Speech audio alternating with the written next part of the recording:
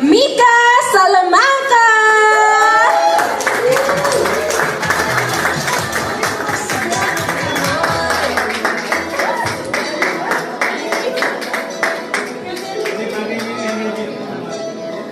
Hello, Mika! Hello po! Ayan po, magandang hapon po sa lahat. Unang-una sa lahat po, nagpapasalamat po sa atin. Mga kaibigan na press po na naglaan po ng oras para sa atin ngayong hapon. And syempre, sa Sparkle po, sa PBB, dahil sobrang laking tulong po niya. Actually, sa career ko po talaga, tulad po ng pagpapakilala sa akin kanina sa moniker ko, Controversial ka, Biblen. Pero ngayon po, dahil po sa tulong ng PBB at ng Sparkle, hindi na po ganun ang tingin ng tao sa atin. At napakasaya ko po, sana po makapagkwentuhan po tayo ng makabuluhan ngayong araw na to. Thank you po.